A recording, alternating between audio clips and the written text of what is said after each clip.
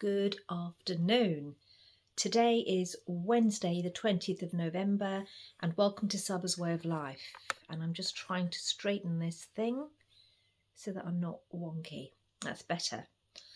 So today's going to be book reading number 4 for Cellular Awakening. You can see it here.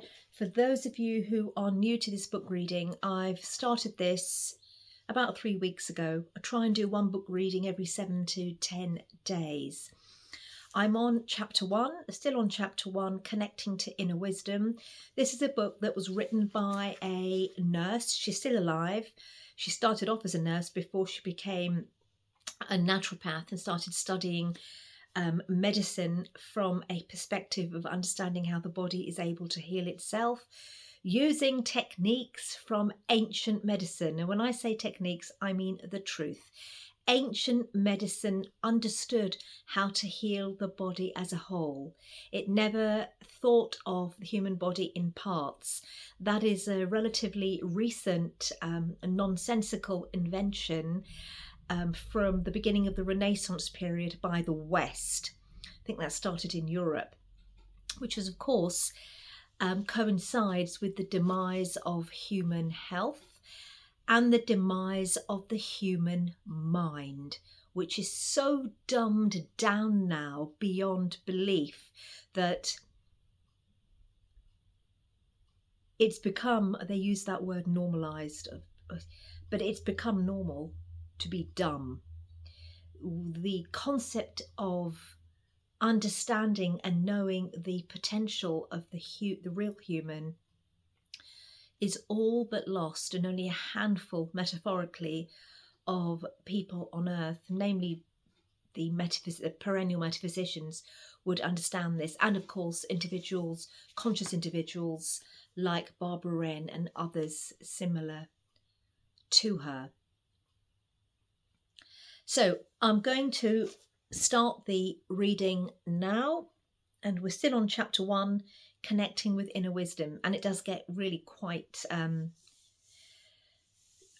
exciting now for those of you who've never had any exposure to understanding how the body resonates with the universe. It's a very different way of thinking. I strongly recommend that you listen if you're interested, of course. A significant time for our planet.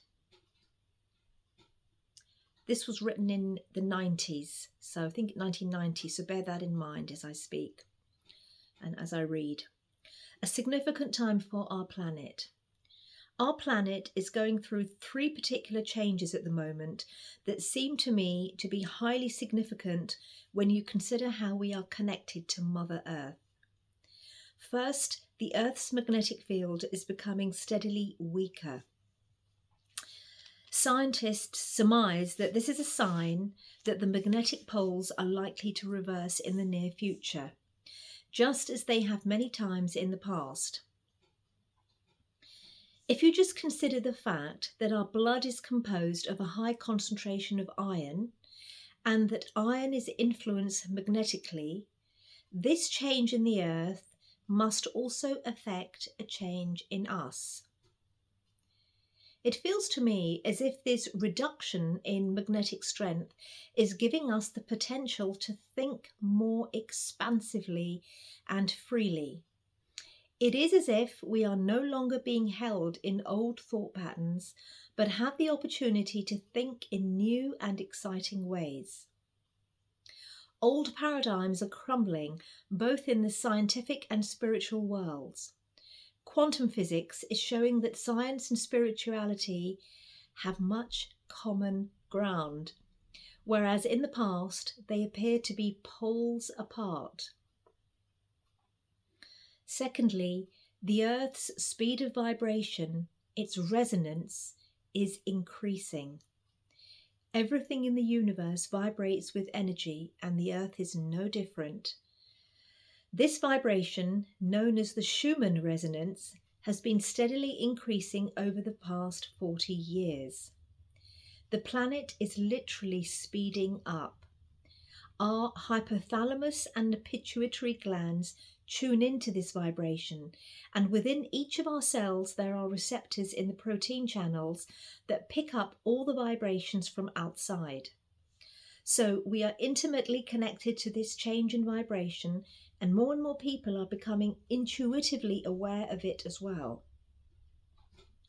So many people that I meet talk about having the sense of time speeding up, and I believe this is a direct effect of this vibrational increase. I also believe this is a direct effect of this vibrational increase. Whoops, I've just repeated a sentence.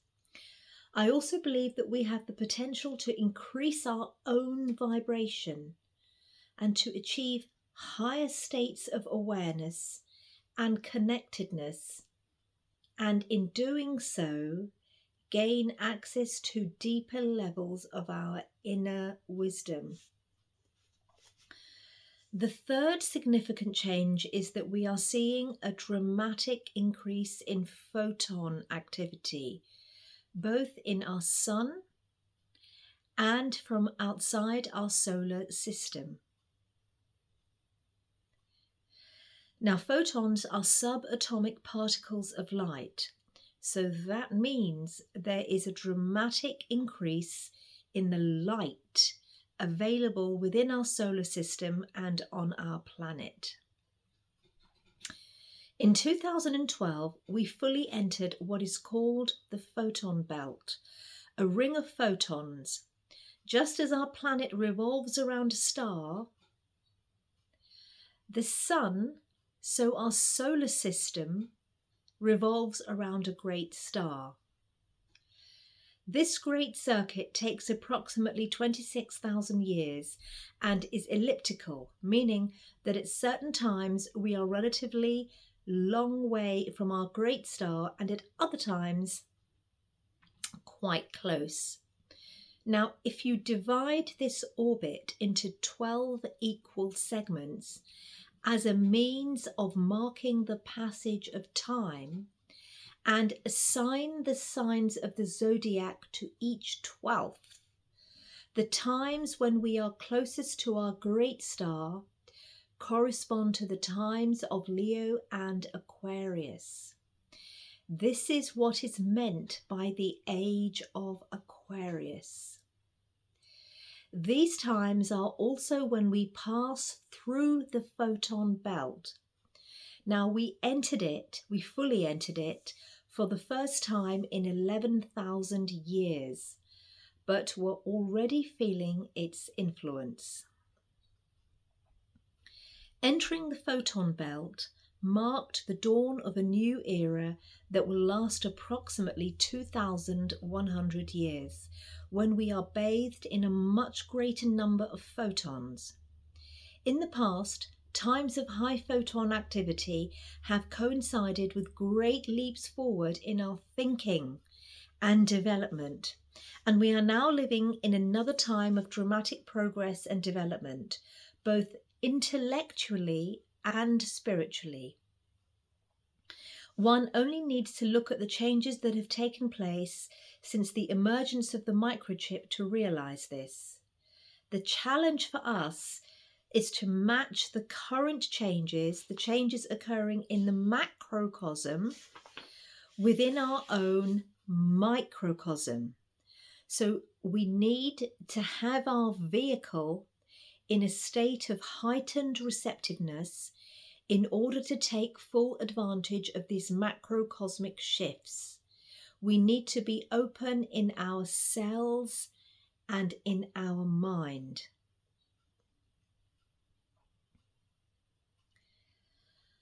Looking at the body as a test tube. As well as looking at the body as a vehicle, another useful analogy is to look at it as a test tube. If we were a scientist conducting experiments in the test tube, the conditions within it would have a great influence upon the outcome of those experiments. Indeed, we know that changes in the levels of light availability, hydration, pH, and temperature all have dramatic effects on the body. Light is of great importance because it connects everything in the universe, including every cell in our body. So light availability and the body's ability to store and utilize the light become very important if we are to connect with and illuminate our inner wisdom. Hydration is also vital. In the next chapter, we will see how soon, or as soon as our body becomes dehydrated, the condition of every cell membrane is changed. I refer to the cell membrane as the dorman, for it governs all movement in and out of the cell. Changes in the level of hydration within the body mean changes in the communication between cells. If you imagine the full spectrum of light moving through a distorted, gross cell membrane, the light would be refracted and come out of the other side of the cell with part of its spectrum missing. This diminished message would then be passed on from cell to cell. When we become dehydrated, the cell membrane also loses its ability to hold and store photons, and our world view is literally darkened. Maintaining the correct pH balance within the body is also vital for well-being. Many of the enzymes within our digestive system are switched on and off by changes in pH within the digestive tract. If we become too acidic, we literally lose the ability to digest our food correctly because the enzymes needed to do this work cannot be activated. We are actually slightly alkaline beings, but all aspects of our metabolism produce some acidity every day. So we have to rectify this by the end of each 24-hour cycle in order to return to our natural condition. An inability to achieve this is reflected in our whole being, and we see this situation in people who have acid thoughts and display acidic behaviour. Headaches and achiness are other indications that the pH is not correct. When we are too acidic, our world view again becomes darker and more contracted, and this in turn robs us of the ability to see how to navigate through life effectively and to achieve real quality of life. Temperature is also very important to our balance and well-being, and it would appear as if many more people nowadays are becoming physically and emotionally colder and more cut off than in the past. When I was training for nursing some 40 years ago, I was taught about body temperature and what was considered the average temperature for a human being. In looking at more recent nursing textbooks, I see that the figures today is actually 1 degree lower than it was when I was first training, and I can find no explanation for this in the medical literature. When we look at the role of iodine and the thyroid in the maintenance of the correct body temperature, however, it will become obvious why this is the case. Minerals play a vital role in all aspects of human biochemistry, and a lack of certain minerals can have a dramatic effect on health. In the west of Scotland, for example, intensive farming has depleted the soil of magnesium. Magnesium, sometimes called the great soother, is important for our inner sense of well-being. When we are deficient in it, we tend to seek other, often synthetic chemicals to make us feel better. It is also vital for correct heart function. What we find in the west of Scotland is a very high consumption of sugar, high levels of alcoholism and drug addiction, and very high levels of heart disease. These situations are all connected, but this is not currently acknowledged or even considered. We will also see that a lack of magnesium can dramatically reduce our ability to cleanse and rebalance at a cellular level. Getting the mineral balance correct in our vehicle is vital for health. Too much or too little of the minerals required can cause disharmony and sometimes have long-term implications. I'm going to stop there. Now, I wanted to stop many times while I was doing this book reading to explain things, but it probably wouldn't be appropriate for me to do that because it would confuse the book reading. But what I will say, there are a couple of things that are coming to mind straight away, is that your state of health, how you live each day in your way of life, if it is giving you harmony, and you can see in your state of health, how is your health? Do you suffer from regular headaches? Are you always tired when you wake up in the morning? Do you sleep at the right times, get up at the right times? What do you eat? All of these things, how are you able to focus on what you do each day? All of these things give a good indication as to whether you are acidic or alkaline inside your body, and that also involves acidic thoughts. Acidic thoughts are not your mainstream version of don't be negative, don't be positive. No, thoughts do not come and emanate from within you. They come from outside of you in. And it's very clear that whatever thoughts you have in your life that lead to the choices you make will govern whether you are making the right or the wrong choices. It's very clear. For every choice we make, there is the equal and opposite reaction. There will be a corresponding reaction to every action you make. The law of karma. Karma is simply action. For every action, there is a consequence. For every action, there is a consequence. So be careful with the choices that we make. And all of that comes from the way we think. And the result of that will be seen in your daily life as it is now. Be sure to understand that.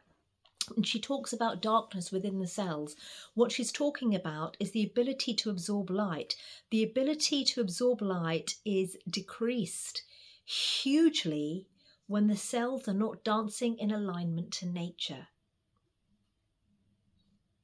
So if you're not eating well and you're not sleeping at the right times and you're not looking after your body and you're not removing the toxins and you're not allowing light in through your clean skin and cells, the cells will not be able to absorb all the photonic light.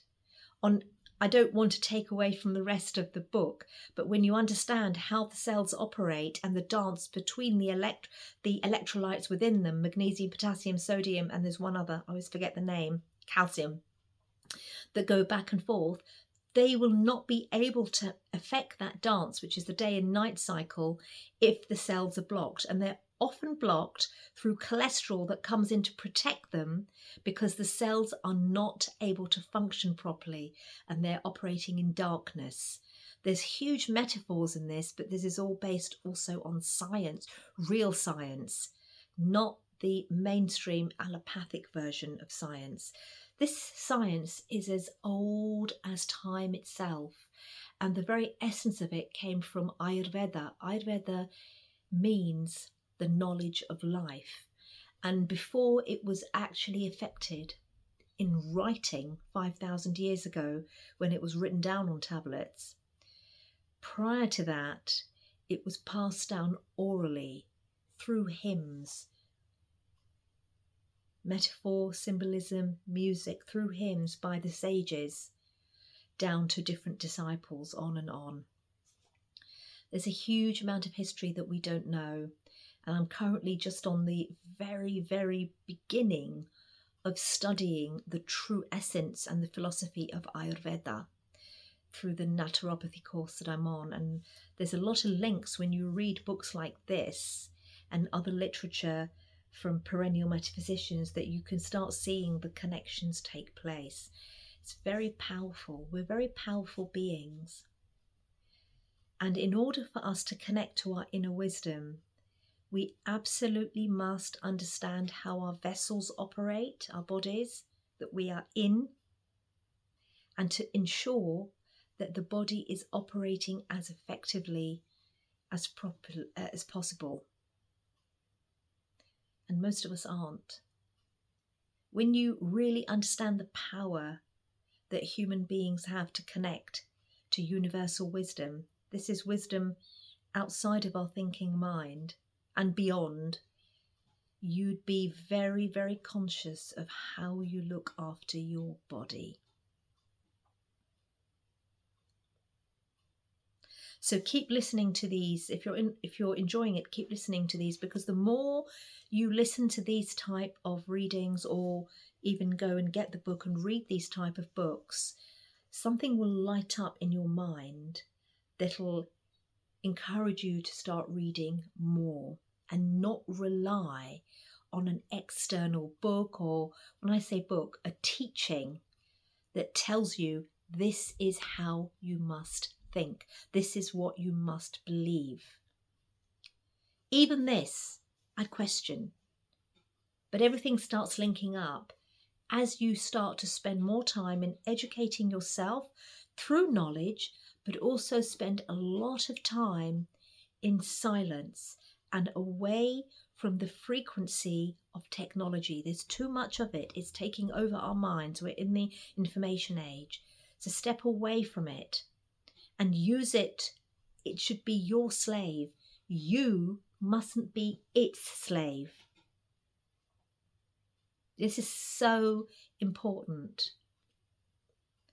Technology is not wrong per se, but it's how it's used to help us to learn, teach and serve, rather than it take over us so that we become humanoids, which is unfortunately the disease of the vast majority of people on earth. I talk about this many times in my general videos. So have a good rest of the day today, and I look forward to speaking to you next time. Bye bye for now.